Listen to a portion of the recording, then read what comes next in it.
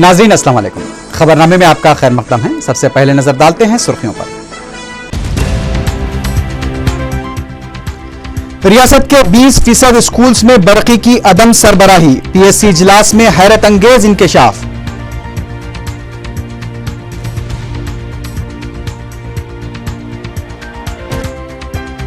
Necklace road पर मार्च के इनेकाद की मशरूत इजाजत, बिलाखिर हुकूमत ने घुटने टेक दिए।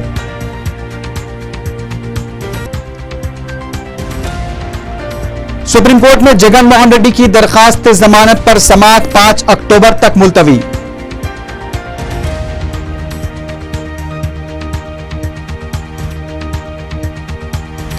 और कुशाईगुड़े में खातून ने शराब के लिए जेवरात फरोख्त कर देने वाले शौहर को मुसल से मारकर हलाक कर दिया।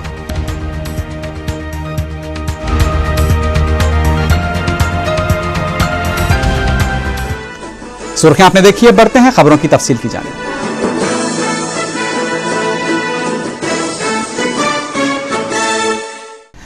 बिलाखिर हुकूमत ने तेलंगाना मार्च की नेकलेस रोड पर इनेकाद की मशरूत इजाजत देते हुए जेएसी के आगे घुटने टेक दिए हैं। जुमे को दिन भर इस सिलसिले में तेलंगाना वज़रा, जेएसी के नुमाइंदों और दीगर तेलंगाना कायदीन के दरमियान बातचीत का सिलसिला जारी था। दोपहर में रियासत की पुलिस के जिम्मेदार इंचार्ज डीजीपी दिनेश रेड्डी ने कतई फैसला लेते हुए एक प्रेस कॉन्फ्रेंस में कहा था कि मार्च की इजाजत देने का सवाल ही पैदा नहीं होता, लेकिन जुमे की रात हुकूमत ने दोपहर 3 बजे से शाम 7 बजे तक मार्च की इजाजत दे दी। अब सवाल ये पैदा होता है कि क्या हुकूमत अपनी पार्टी में फूट के अंदेशे को लेकर यह फैसला किया है या तेलंगाना हामियों को कंट्रोल करने से हुकूमत खासिर है। इससे पहले इंचार्ज डीजीपी दिनेश रेड्डी ने कहा था कि तेलंगाना मार्च की इजाजत देने का सवाल ही पैदा नहीं होता।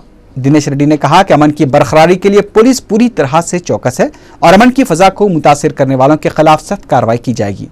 दिनेश रेड्डी ने कहा कि हफ्ते को होने वाले गणेश निमज्जन के लिए तमाम तैयारियां मुकम्मल कर ली गई हैं।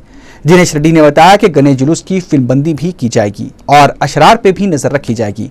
उन्होंने बताया कि गणेश मूर्तियों का विसर्जन इतवार तक जारी रह सकता है।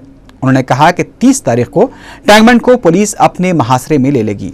उन्होंने इस बात का अंदेशा जाहिर किया कि मार्च के दौरान बाज गैर समाजी अनासिर गड़बड़ पैदा कर सकते हैं। उन्होंने कहा कि गणेश निमज्जन और मार्च का एक ही मुकाम पर इनेकाद मुनासिब नहीं है।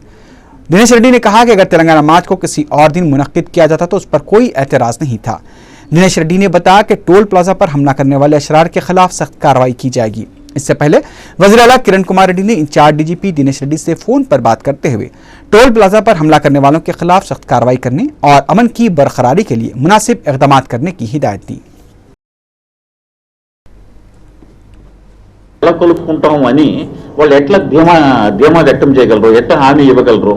ఇప్పుడు సపోజ్ ఈరోజు మార్నింగ్ టోల్ ప్లాజా తగలబెట్టారు, అది ప్రశాంతత, అది ఎందుకు జరిగింది? అది మరి ప్రశాంతతగా మేము చేయగలం అనేది ఎవరు హామీ ఇవ్వలేరు. అది వచ్చి పిచ్చి మాట. అది నిమజ్జనం అయిపోయి అంటే బై 2 o'clock 3 o'clock అట్లా మేము స్టార్ట్ చేస్తామని చెప్పాను. మీకు అంత డెడ్ లైన్ పెట్టుకొని కరెక్ట్ గా 2 o'clock ఎట్లా వస్తారు? అంతమంది లక్షలు వాళ్ళు అంటున్నప్పుడు లక్షల మంది 2 o'clock వచ్చి గ్యాదర్ కాగలరా? आंध्र प्रदेश असेंबली के पब्लिक अकाउंट कमेटी के इजलास में यह हैरत अंगेज इंकशाफ हुआ है कि रियासत के 20% स्कूल्स में बरक़ी सरबराही नहीं है। जुमे के दिन हुए इस इजलास में महकमे इब्तिदाई तालीम की कारकर्दगी का तफसीली जायजा लिया गया। इजलास के बाद मीडिया से बातचीत करते हुए कमेटी के रुकन दुर्गा प्रसाद ने कहा कि हुकूमत ने स्कूल्स में कंप्यूटर एजुकेशन को लाजिम कर दिया है, लेकिन रियासत के 20% स्कूल्स ऐसे हैं जहां पर बरक़ी ही नहीं है। इसके अलावा उन टीचर्स को तनख्वाहें फराहम नहीं की जा रही हैं जो कंप्यूटर की तरबियत दे रहे हैं। कमेटी ने हुकूमत से सिफारिश की कि डीएससी इम्तिहानात के लिए जो फीस ली जा रही है उसे कम किया जाए और इम्तिहानी मराकिज गरीबी इलाकों में कायम किए जाएं। वज़ीर आला किरण कुमार रेड्डी से जुमे को तेलंगाना के वज़रा ने कैंप ऑफिस में मुलाकात की। इतवार को ऐलान किए गए तेलंगाना मार्च की इजाजत दिए जाने के मसले पर तेलंगाना वज़रा ने वज़ीर आला किरण कुमार रेड्डी से तबादला ख्याल किया। किरण कुमार रेड्डी से मुलाकात के मौके पर रियासती वज़ीर दाखिला सबीता इंद्र रेड्डी, सुदर्शन रेड्डी, गीता रेड्डी, उत्तम कुमार रेड्डी, डी के अरुणा के अलावा अनम राम नारायण रेड्डी और धर्मना प्रसाद राव भी मौजूद थे। ताहम वज़रा से हुई मुलाकात की तफसीलात सामने नहीं आई हैं। उधर वज़ीर आला किरण कुमार रेड्डी तेलंगाना मार्च की इजाजत देने को लेकर ज़हनी तौर पर तैयार नहीं हैं। ज़राए के मुताबिक वज़ीर आला ने तेलंगाना वज़रा से जेएसी कायदीन को तेलंगाना मार्च के मुकाम को तब्दील करने की तरगीब देने की दरख्वास्त की है। उधर तेलंगाना मार्च की इजाजत देने के लिए तेलुगुदेशम तेलंगाना फोरम के कायदीन ने इंचार्ज डीजीपी दिनेश रेड्डी से मुलाकात की। बाद में मीडिया से बात करते हुए फोरम के कायदीन ई दयाकर राव और एन नरसिन्नू ने कहा कि तेलंगाना अवाम के जज्बात को देखते हुए पुलिस को तेलंगाना मार्च की इजाजत देनी चाहिए। उधर कांग्रेस के रुकन काउंसिल के.आर. रामोस ने डीजीपी दिनेश रेड्डी पर तंज करते हुए कहा कि शायद वह भूल चुके हैं कि वह रियासत के इंचार्ज डीजीपी की हैसियत से खिदमात अंजाम दे रहे हैं। मीडिया से बातचीत करते हुए उन्होंने डीजीपी के बयान पर शदीद एतराज किया। कांग्रेस के रुकन काउंसिल ने कहा कि अजला से हैदराबाद आने वाले अवाम को गैर जरूरी तौर पर हिरासत में लिया जा रहा है। आमोस ने सवाल किया कि तेलंगाना मार्च की इजाजत के सिलसिले में रियासती वज़रा एक तरफ चीफ मिनिस्टर के साथ मुशावरत में मसरूफ हैं तो दूसरी तरफ डीजीपी ये ऐलान कर रहे हैं कि मार्च की इजाजत नहीं दी जाएगी। जब हुकूमत ने सिलसिले में कोई फैसला नहीं किया है तो फिर डीजीपी ने कैसे अपना फैसला सुना दिया। उन्होंने कहा कि पुलिस ज्यादती और हरासानी से तेलंगाना के अवाम कमजोर नहीं होंगे। गणेश त्यौहार, तेलंगाना मार्च और बायोडाइवर्सिटी कॉन्फ्रेंस को पेश नजर रखते हुए पुलिस ने सिक्योरिटी के सख्त इंतजाम किए हैं। इस सिलसिले में जगह जगह राहगीरों की तलाश ली जा रही है। अब जबकि पुराने शहर में गणेश की मूर्तियों का विसर्जन का सिलसिला शुरू हो गया है, इसके लिए जगह जगह पुलिस मुतैन कर दी गई है। जबकि राजेंद्र नगर, शमशाबाद, हयातनगर, नारसिंगी और दूसरे इलाकों में व्हीकल चेकिंग भी जारी है और जगह जगह चेकपोस्ट भी कायम किए गए हैं। चंद्रबाबू नायडू के मसले तेलंगाना पर मकतूब लिखने से यह साबित हो गया है कि वह अवाम के करीब नहीं है। मीडिया से बात करते हुए रियासती वजीर शैलजानाथ ने यह बात कही। उन्होंने कहा कि तेलुगु अवाम को मुत्तहिद रखने के मकसद से कायम की गई तेलुगुदेशम का सदर ही अब इस तरह के फैसले ले रहा है। उन्होंने कहा कि चंद्रबाबू नायडू के तेलंगाना पर मकतूब लिखने से हमें कोई खौफ नहीं है। शैलजानाथ ने तेलंगाना मार्च के दौरान तशद्दुद के इम्कानात को नामुनासिब करार दिया। उनका कहना था कि अगर तेलंगाना वज़रा अपने इलाके के अवाम की ख्वाहिशात के मुताबिक कुछ फैसला लेते हैं तो उस पर एतराज नहीं किया जाना चाहिए। अलहदा तेलंगाना की तश्कील को रोकने वाले चंद्रबाबू नायडू हैं। मीडिया से बात करते हुए टीआरएस असेंबली पोचारम श्रीनिवास रेड्डी ने यह बात कही। उन्होंने तेलंगाना पर सदर तेलुगुदेशम की जानिब से मकतूब लिखे जाने को भी शदीद तनकीद का निशाना बनाया। तेलंगाना मार्च के तनाजुर में अलहदा तेलंगाना के हामियों की गिरफ्तारी की मजम्मत करते हुए पोचारम श्रीनिवास राव ने कहा कि किरण कुमार रेड्डी हुकूमत एहतजाजियों के साथ गैर जमहूरी तरीके से निमट रही है।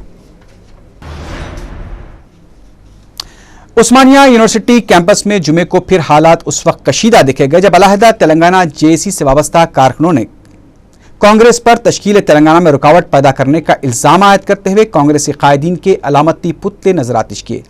तलबा रैली की शक्ल में आगे बढ़ने की कोशिश कर रहे थे, तहम पुलिस ने एनसीसी गेट के पास तलबा को रोक दिया, जिसके साथ ही तलबा मुश्तइल हो गए और पुलिस पर संगबारी शुरू कर दी। पुलिस ने तलबा को पीछे ढकेलने के लिए आंसू गैस के शेल बरसाए। कैंपस में हालात अभी भी कशीदा बताए गए हैं। पुलिस के ताकतवर दस्तों को कैंपस में तैनात कर दिया गया है। अलहदा रियासत तेलंगाना से मुताल्लिक चीफ मिनिस्टर किरण कुमार रेड्डी के बयानात में पाए जाने वाले तजाद की निशानदही करते हुए कांग्रेस के रुकन कौंसल यादव रेड्डी ने मुतालबा किया कि चीफ मिनिस्टर तेलंगाना के अवाम से माजरत खाही करें। मीडिया से बात करते हुए उन्होंने कहा कि चंद दिन कबल किरण कुमार रेड्डी ने यह बताया था कि तेलंगाना रियासत से मुताल्लिक अनकरीब फैसला लिया जाएगा और अब वो इत्तेफाक राय की बात कर रहे हैं। चीफ मिनिस्टर के ओहदे पर होते हुए इस तरह के गैर जिम्मेदाराना बयानात देना किरण कुमार रेड्डी को जेब नहीं देता। उनके हालिया बयान से तेलंगाना अवाम के जज्बात मजरूह हुए हैं। उन्होंने सवाल किया कि आखिर क्यों तेलंगाना मार्च की इजाजत नहीं दी जा रही है। उधर बीजेपी ने रियासती हुकूमत से मुतालबा किया है कि 30 सितंबर को तेलंगाना मार्च की इजाजत दी जाए। बाग लिंगमपल्लिता इंदिरा पार्क बीजेपी की जानिब से एक रैली निकाली गई। साबिक रुकन असेंबली बदमबाल रेड्डी ने कहा कि उनकी पार्टी ने गवर्नर और हुकूमत से नुमाइंदगी करते हुए तेलंगाना मार्च की इजाजत देने का मुतालबा किया था, लेकिन इस सिलसिले में कोई फैसला नहीं किया गया। मजलिस इत्तेहादुल मुस्लिमीन की जानिब से गुज़िश्ता 3 दिनों के दौरान फिसाद से मुतासरा तकरीबन 6000 खानदानों में इमदाद तकसीम की गई है। सदर मजलिस बैरिस्टर असदुद्दीन ओवैसी की निगरानी में मजलिसी वफ़द ने जिले धोबरी और चिरांग में वाक़े 22 रिलीफ कैंप्स का दौरा किया। इन 3 दिनों के दौरान मजलिसी वफ्द को रिलीफ कैंप्स तक पहुंचने में काफ़ी मुश्किलात का भी सामना करना पड़ा। आसाम में सैलाब की वजह से कई इलाके ज़ेरे आब आ चुके हैं और ऐसे हालात में भी मजलिसी वफ्द ने अपनी सरगर्मियों को जारी रखा। बैरिस्टर ओवैसी की निगरानी में 2000 खानदानों में घरेलू साजो सामान और 4000 खानदानों में तग़ज़िया बख्श ग़िज़ाएं, दवाएं और बेबी फूड्स के पैकेट्स तकसीम किए गए। मजलिस के इमदादी दौरे का ज़िले धोबरी से आगाज़ हुआ था, जो चिरांग पहुंचकर इख्तिताम को पहुंचा। इन 3 दिनों के दौरान रात देर गए तक सदर मजलिस ने रिलीफ कैंप्स का दौरा किया। मजलिसी वफ़द ने इंतहाई कशीदा और नामसाइद हालात के दौरान उस इलाके में भी पहुंचकर इमदाद तकसीम की जो बोडोलैंड के तहत आता है। ये वही इलाका था जहां पर मुसलमानों के कई मकानात जला दिए गए थे।